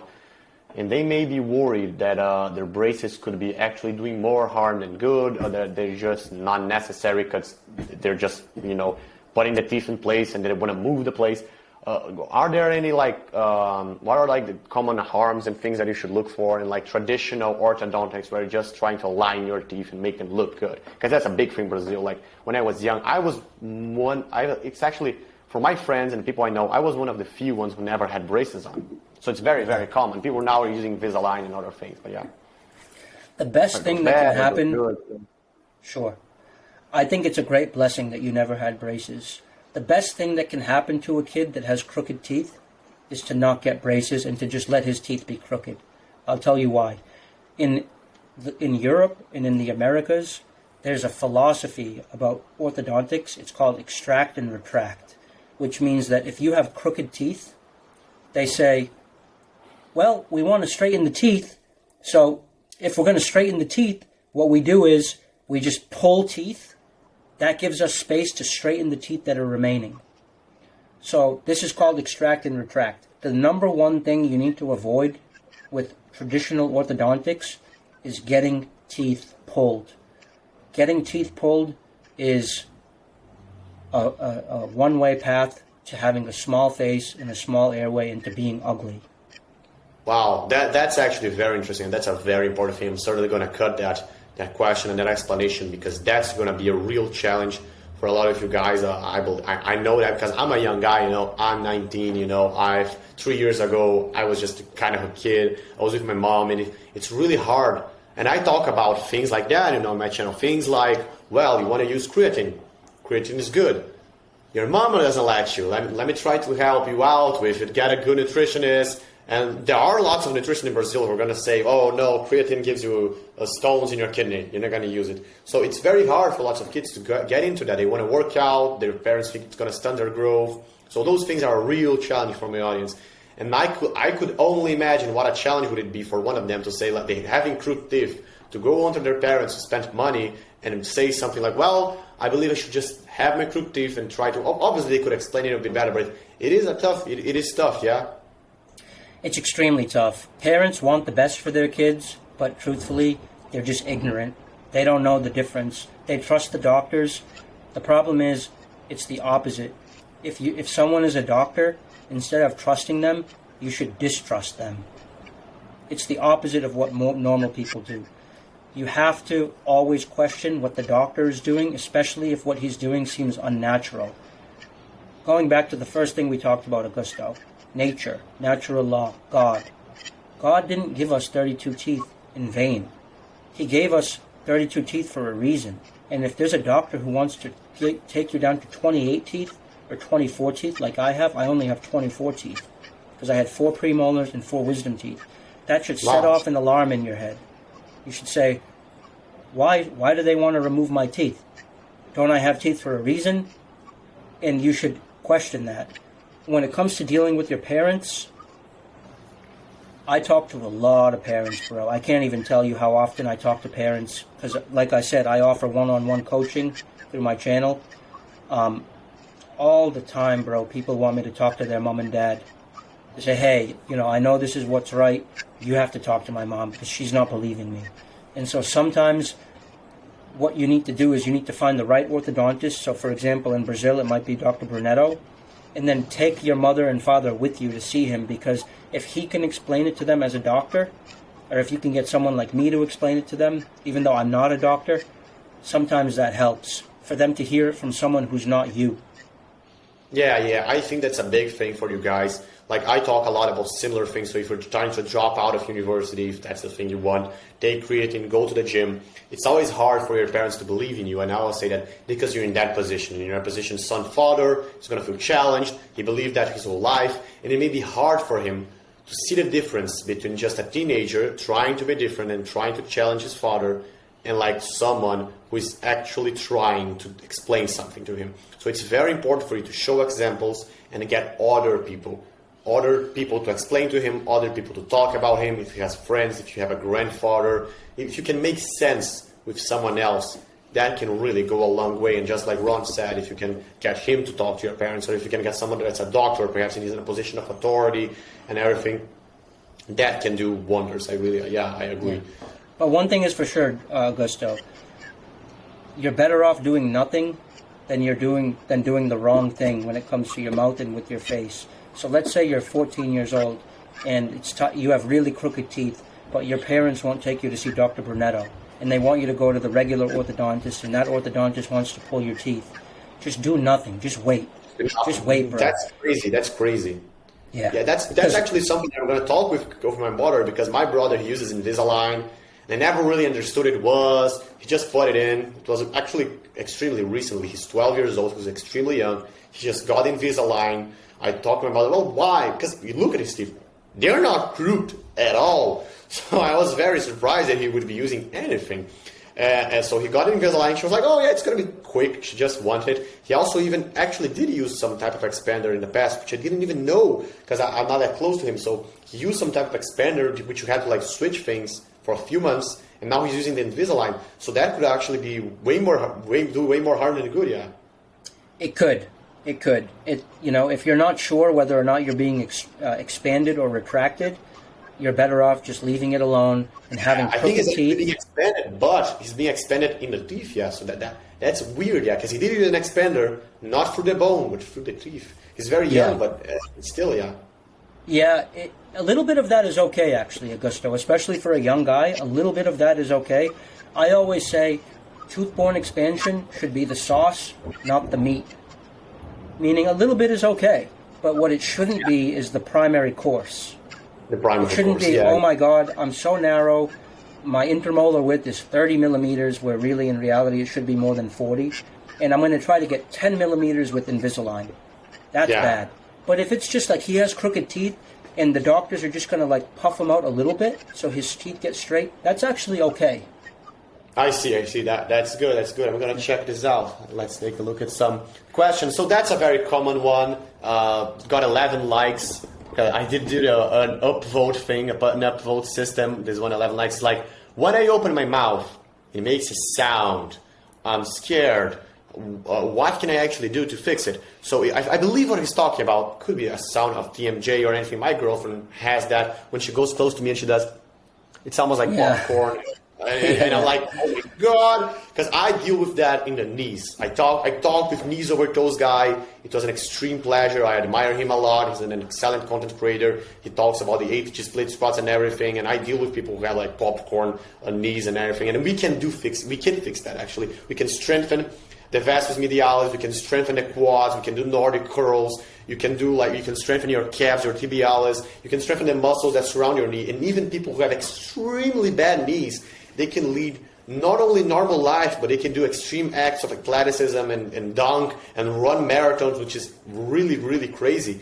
So I believe there must be something to do about these people who have popcorn jaw articulations, what they could do. So the knees and the jaws are a little bit different. When you have popcorn knees, you can fix that by yourself using knees over toes guide methods, for example. With the jaws, it's a little bit different. And this is actually true of the jaws in general. It's the one part of the body, Augusto, that we can't fix using totally natural methods if we pass a certain point of no return. For some people, they can. For me, for example, when I started at age 24, I couldn't. If you have temporomandibular joint disorder, TMJD, and you have popping and clicking in your jaws, this means that your temporomandibular joints are out of order. So I was thinking about that. Is it similar to having a disc out in your spine or something like that? It is, except even a slipped disc in the spine, you can fix it yourself, I would argue, if you train and if you have good enough posture. But so think of it like a slipped disc, but in the temporomandibular joint. That's what's going on. That is caused by your teeth not having the correct alignment. So our temporomandibular joint position is determined by the cusps of our teeth. As a rule of thumb, the teeth will always determine the bite. Because when we bite, we need to make contact so we can chew. And our teeth are going to find the position where the grooves of the teeth, the cusps, they rest inside of each other in a perfect fit like a puzzle. So if your teeth right now are arranged so that when you bite, the cusps come together, but it's crooked and it puts your joint stressed, the only way you can really fix that is by fixing your teeth. So, in summary, you can't fix teeth by yourself. To fix temporomandibular joint disorder, which is typical of what causes clicking, you need to move your teeth. You can't do that by yourself. You need to go see an orthodontist who understands temporomandibular joint issues. He needs to do a cone beam scan, which is a 180-degree x-ray. He needs to see exactly what's going on inside your joint, and then he needs to design a bite for you that's going to put your joint into a healthy position, and that's how you fix TMJD. Oh, really? You don't? I was thinking that because when people slip discs, it can go bad sometimes. They can go bone in bone.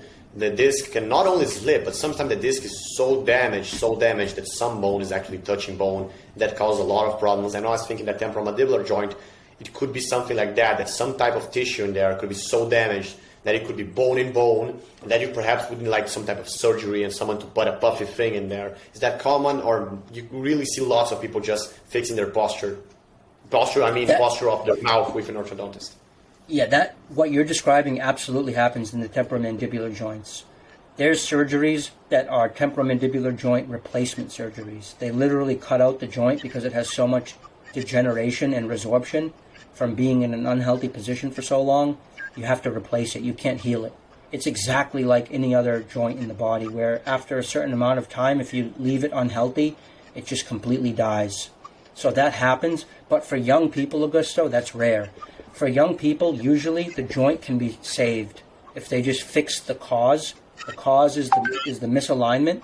If they can get the alignment straight, the joint can heal. But for like people in their 30s, 40s, 50s, older, yeah, sometimes those people need to get a joint replacement. That's nasty, man. That's a nasty surgery. Yeah, I imagine that. Michaela Peterson, the daughter of Jordan Peterson, had like ankle replacements and I believe elbow replacements and everything. So that really is. That must be a bad thing. Yeah. So if you're having TMJD, don't ignore it. Go get it addressed. The younger, the better. That's good. That's a good one. Let's go through some of these. There are some here asking about the risks, and it's really funny because I put it in a forum so people can chat about it. And this one had quite a bit of a chat.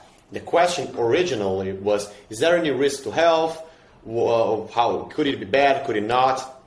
And a guy citing a video of an experience of what not to do.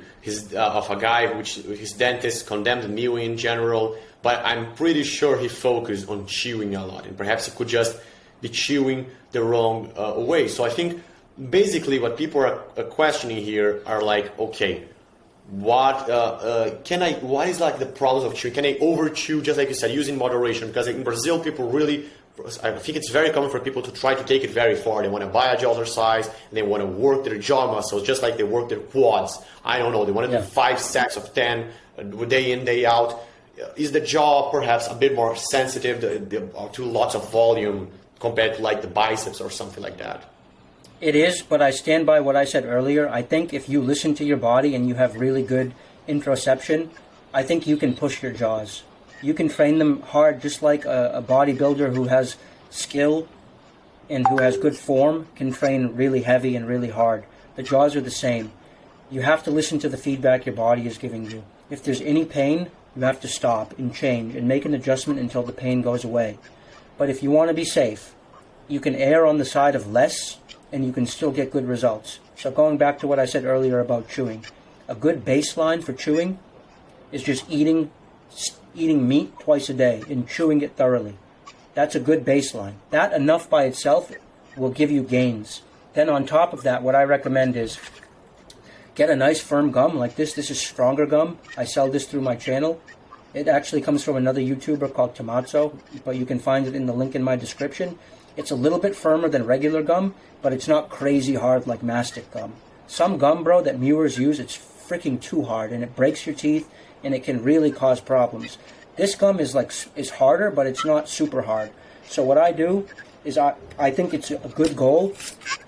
You chew this maybe 20 to 30 minutes a day, and that's enough, man.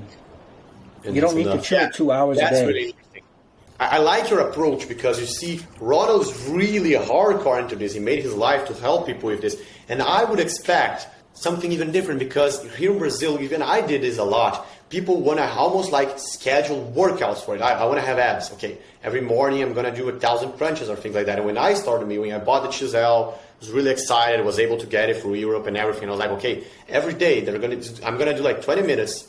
I'm going to do 3 sets of 10, then 3 sets of this, and then I'm going to get the harder one, and then I'm going to focus on mechanical tension, and then I'm going to get the lighter one, and then I'm going to have some anabolic stress, like do lots of reps.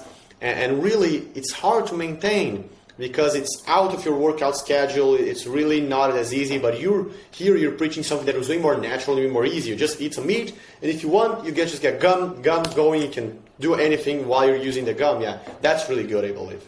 Because that's a marathon. Very different from what people do here. People really need to understand this is a lifetime thing, okay? Your mouth is something you use tens of thousands of times a day when you swallow, when you chew, when you breathe. It's all about incorporating habits. Habits. That what you just said is everything, because I didn't even answer this question. This is also one of the most liked questions, but it's such a bad question. I wasn't thinking about it. Well, the question is, how long does it last? And for you, it may sound like a weird question, yeah? Because it is. And because the description of it is like, well, with every exercise, the muscle goes back if you stop doing it. And what he asks is, okay, well, if I do some mewing, how long can I keep the results? But it's just like for you to see mewing for these people, mewing for most Brazilians, like, okay, for him, mewing is like, okay, if I just get something, like, chew, I look in the mirror, okay, it's done. And then it's done for them. That's like it. And they don't want to just keep chewing for their whole life because for them, it's like, it's boring. Their mind, it's like, oh my God, what is Augusto saying? He's saying every day or 3 times a week, I'm going to have to put something and be like, chew. Is that what he's saying? And it's no, yeah, it's something that is natural and you don't even have to think about it after some time. Yeah, that's exactly right. And I would say that's true of so many things in life, Augusto. We have to find things that we can incorporate as small habits in everyday life because truthfully, human willpower is only so strong and the best way to do something for the course of a lifetime is to find a way that you can do it without suffering, without stressing, without even thinking about it. And mewing is definitely possible like that. Okay, 2 other things I'll say about mewing.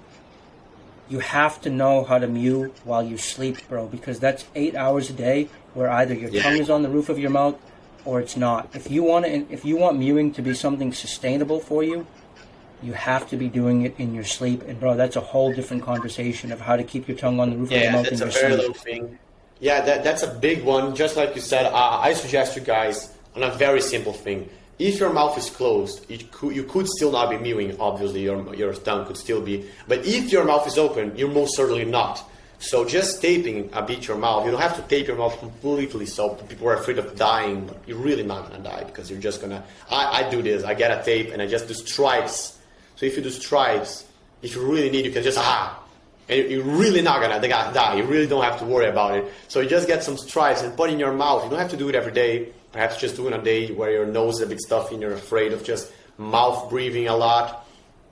And what I really, I believe is it's a real sense. If you're waking up and you're just, that's a big problem. And the position where you sleep is also important for that because I used to have extreme lumbar lordosis, and I actually, for me to fix it, I used to sleep with my belly up and my feet real high. Because when your feet are real high, because of the posterior part of the leg, you really can't have any lumbar lordosis. You're just gonna be flat. It's just impossible.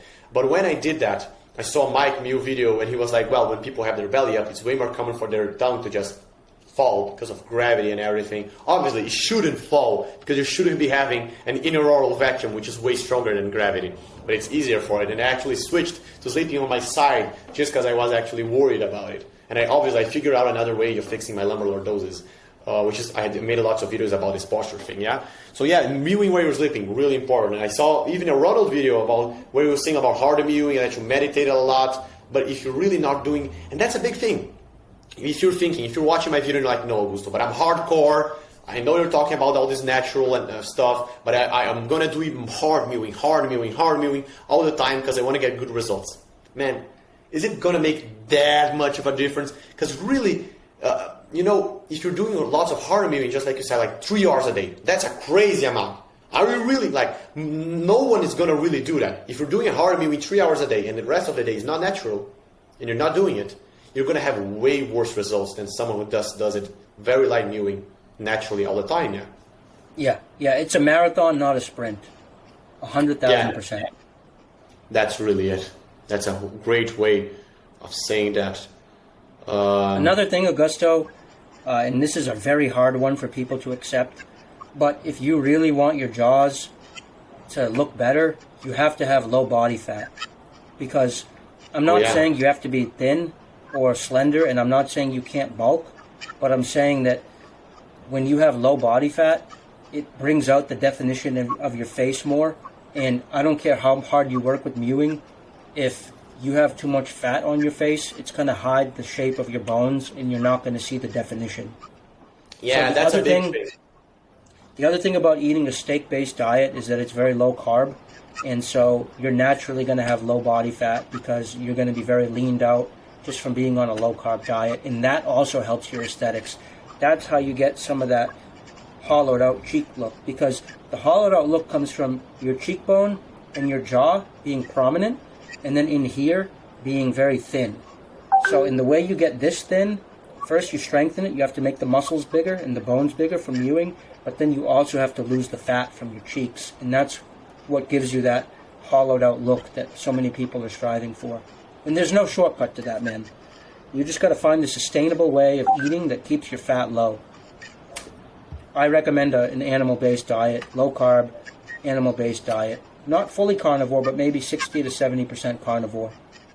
Yeah, that's what I tell people all the time, that about like an animal-based diet and a fruit-based diet, this carnivore style of Paul Saladino. And what I always say, man, if you want to lose weight, people just say you just need to get fewer calories and burn more calories. But that's actually just very stupid advice, because that's the same thing as going to like a soccer player and being like, okay, you need to score more goals and defend better.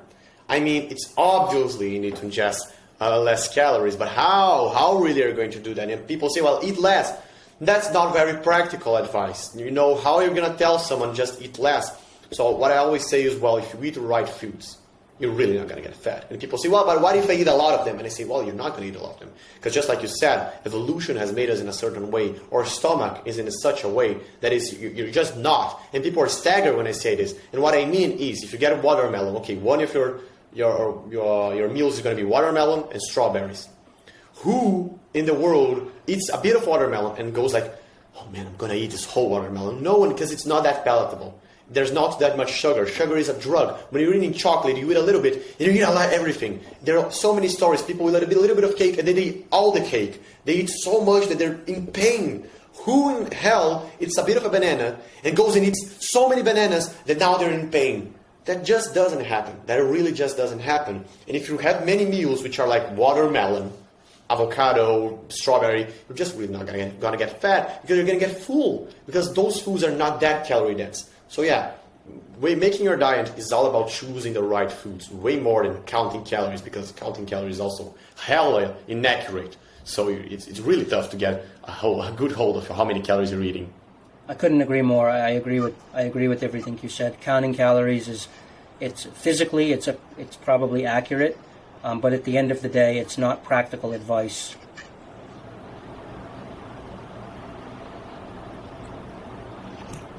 That's good. So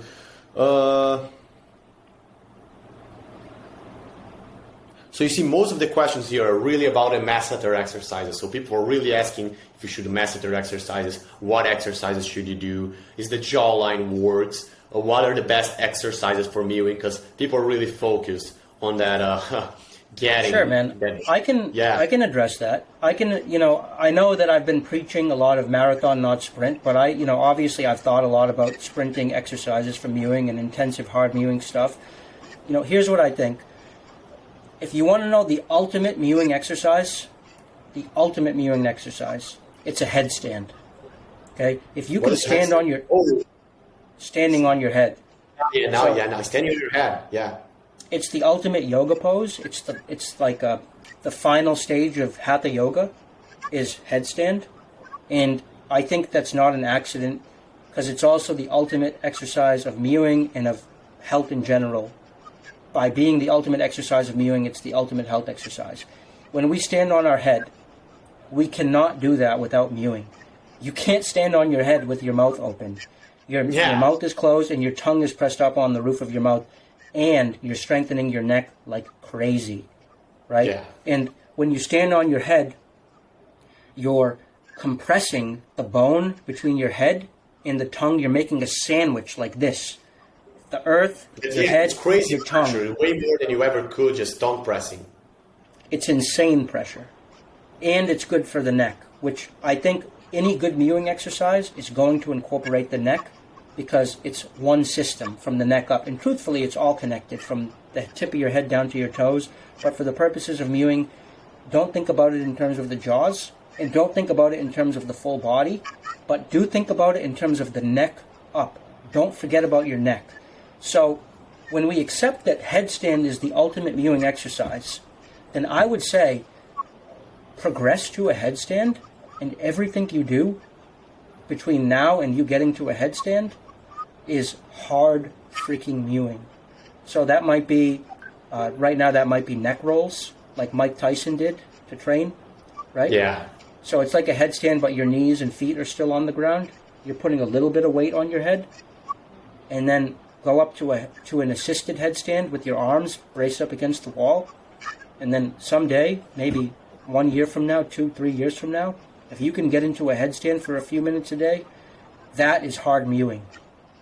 Yeah, that's really interesting because I also recommend walking on your hands for a lot of people. I believe, really, if you do a handstand and you can't do a handstand, there are a few reasons. It could be strength, but it really couldn't. Because if you're a man, even if you're a woman, we see little kids doing headstands. We see young female children, 8 years old, gymnasts doing handstands. And you might say, oh, well, she's a gymnast. Well, that doesn't mean she's stronger than you, even in body to weight ratio, because women have less muscle in their upper bodies. So, her upper body in comparison to her lower body has way less strength than your upper body. So really, if you can't do a handstand, you really don't have the proper posture and the coordination to do it. So learning to have a handstand is amazing. If you have way too much lordosis like I do, your feet are just going to be dipping, and you're just going to fall. Perhaps if you're hunched over, you don't have the shoulder mobility to open up. So like getting to the handstand will inevitably lead you to fix many of your posture problems. And if you can stand up on your neck and get your whole body straight, you have to have some strength in your core, but it's way more than strength. It's about coordination, proprioception, and knowing how to keep your body there, having that balance. Because for me, it's really like that. If you're a man and you can't like walk a little bit on your hands, you're like, it's kind of incomplete. Why can't you really? What is really going on that you can't get on your hands and walk? You don't have that balance. It's really basic, actually. So yeah, I agree 100%. Yep. And another really good one for the hardcore part of your audience, take a plate, like maybe a 2.5 pound or 5 pound plate, put a towel through it, a small hand towel, and then put it in your mouth. You bite the towel between your, not just your teeth, but with your tongue like this. Oh, with the tongue. I never did with the tongue. That's interesting. But the tongue here? No, I'll show you. Yeah, that's different, because I do that exercise.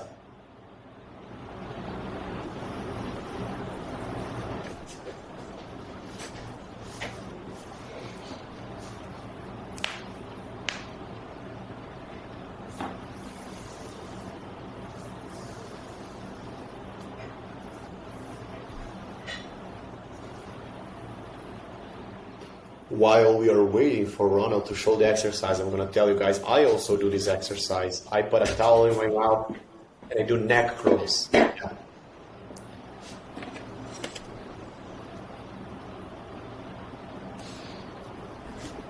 I just got to fix my audio. Hold on a second. Mic. Yeah, no problem. Speaker. Hey, so this is what I'm talking about. This is something that professional boxers do. So you take a small plate, right? And then you take a bandana. You put it like this.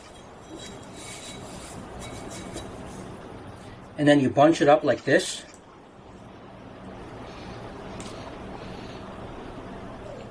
Yeah, I see. Yeah, that's exactly how you do, guys. And something that I really recommend is that you don't stand straight up completely.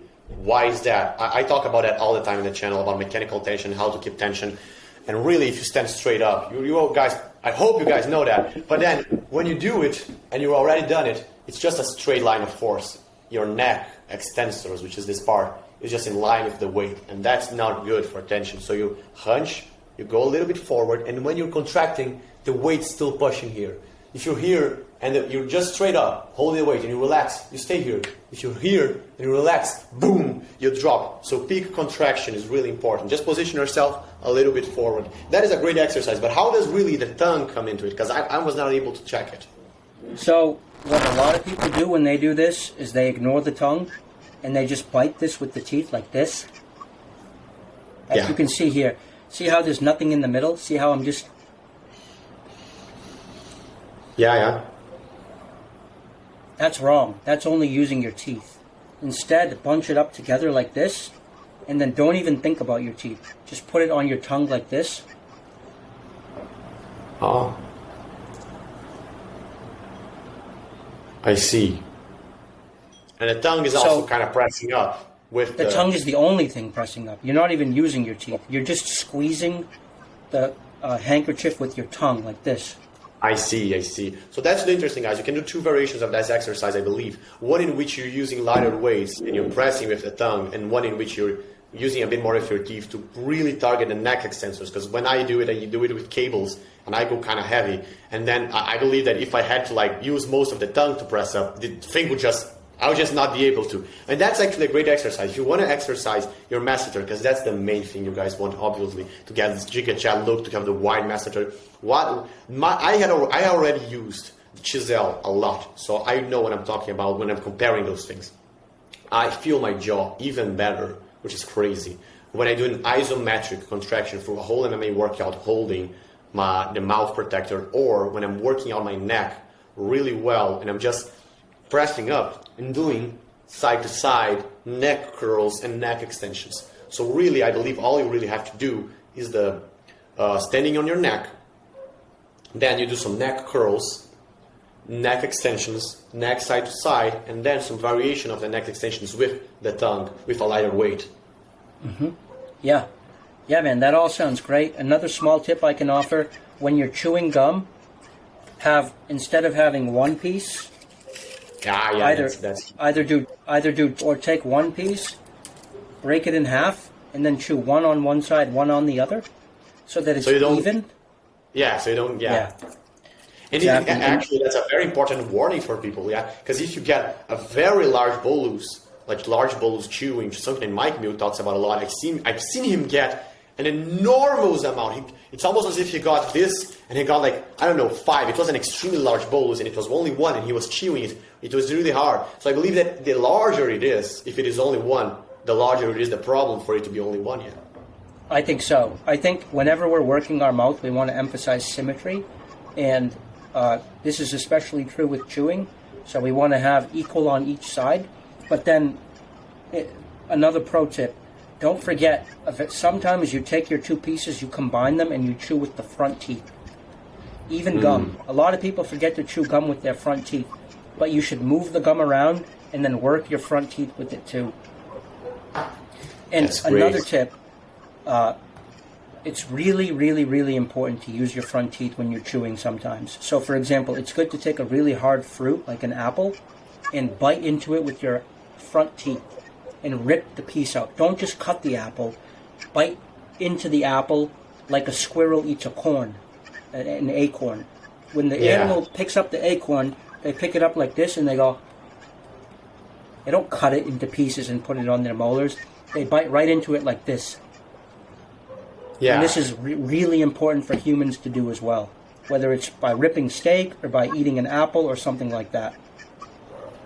That's great. Let's see right here.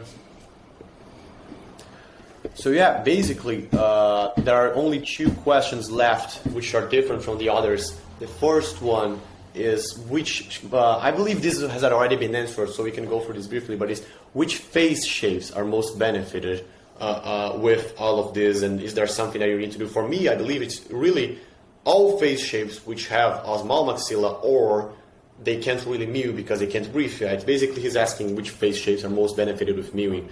But really, anyone who cannot mew is benefited with mewing, and who can mew should just keep mewing. Yeah. The people who don't need mewing are already mewing, and that's why they don't need mewing. Yeah, that's one of my friends. He has a decent jawline. He looks good. He's very aesthetically pleasing. And I was talking to him. I was telling him about mewing. I was like, mewing is this amazing thing. He was like, well, what do we really do? And I was like, you put your tongue in the roof on the mouth. And he was like, well, I already do that. Well, everyone does that. And I was like, well, nobody really press it. He was like, yeah, I don't press it, but it's there. It's kind of pressing. And I was surprised. I was like, is it always there? He was like, well, when I'm eating, it's not there.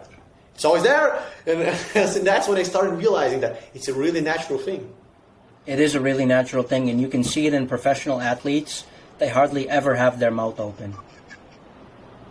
This is true of real extreme sports like American football and like MMA. You just cannot have your mouth open. In sports like basketball, you see it more often, but in the truly hardcore sports where you see the guys with the really good skulls, they're just mewing naturally. And the proof of this is that their mouths are always closed, even when they're sprinting full speed. They sprint full speed and they look for the ball with their mouth closed. They don't even think about it. Yeah, that's really interesting. So that really takes us through all of the questions I had. I was really, really, really thankful to do this with you. I believe this is an extremely long and a complex video, but it's a long term, just like this video is a marathon, it's not a sprint. So I'm very happy to have it in my catalog, to be able to point at it when people need general tips about mewing and they want to go a bit more in depth.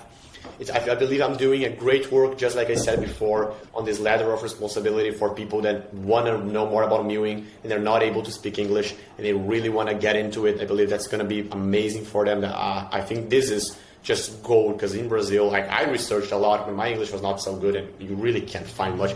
Dr. Brunetto doesn't have Instagram, doesn't have anything. You can find the guy.